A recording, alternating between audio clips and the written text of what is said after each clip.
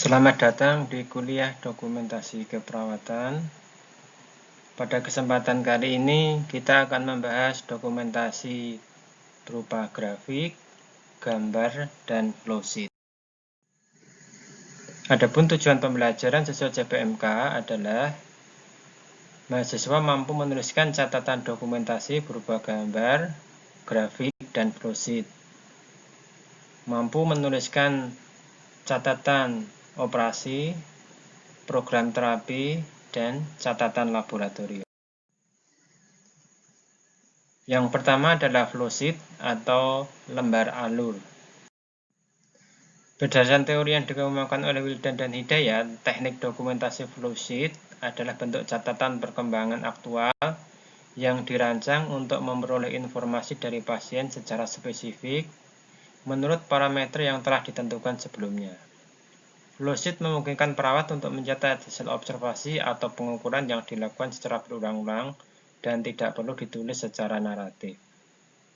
Misalnya kalau kita menyantumkan tanda-tanda vital berupa suhu, tekanan darah, respirasi, dan nadi, itu dengan narasi, itu akan sangat repot sekali. Maka akan kita buat menjadi sebuah lembar alur, yaitu berupa flowsheet, yang akan kita catat misalnya per 3 jam atau per 4 jam, sehingga nanti akan bisa dibuat grafik, misalnya tekanan darah dengan grafik warna biru, kemudian nadi misalnya dengan grafik warna merah, dan seterusnya. Flowsheet merupakan catatan yang paling tepat dan efisien untuk mencatat informasi yang berubah setiap waktu. Oleh karena itu, flowsheet sering digunakan di area gawat darurat, terutama untuk data-data fisiologi. Format pencatatan dalam lembar alur kebanyakan berupa grafik atau checklist. Data yang bisa didokumentasikan misalnya self-care atau perawatan kebutuhan sehari-hari, tanda-tanda vital, monitoring cairan dan elektrolit, nutrisi, pengkajian kulit serta sistem tubuh, kadar glukosa, urin, dan darah. Tujuan pencatatan menggunakan lembar alur atau flowsheet untuk kecepatan dan efisiensi, menggabungkan dalam suatu data, misalnya beberapa pengukuran, periode tertentu per 4 jam atau per 5 jam kita gabungkan menjadi beberapa data dalam satu gambar atau grafik. Mempermudah kontinuitas asuhan keperawatan, mengurangi duplikasi dalam pencatatan, melindungi aspek legal pasien dan perawat, dapat melakukan pengkajian data dengan cepat.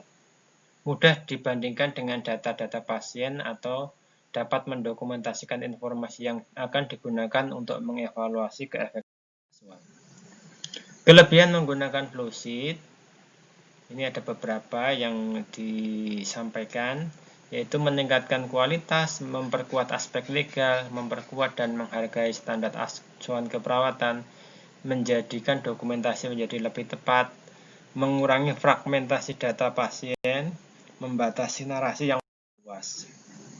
Kekurangan flowsheet, catatan menjadi lebih banyak sehingga menimbulkan masalah saat penggunaan atau penyimpanan. Potensial terjadi duplikasi catatan antara lain catatan di perawatan di ruang ICU dan catatan pengobatan. Desain ini memungkinkan adanya bagian yang tidak diisi, bagian yang kosong ini potensial menimbulkan kesalahan. Keterbatasan ruang untuk melakukan pencatatan secara menyeluruh terhadap kejadian luar biasa.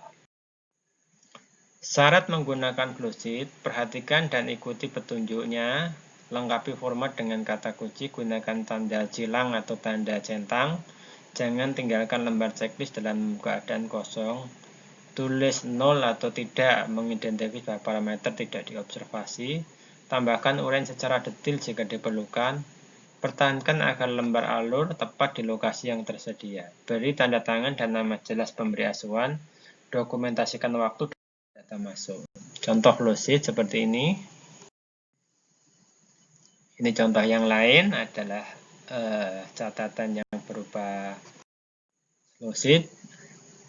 Contoh lain flowsheet. Terima kasih.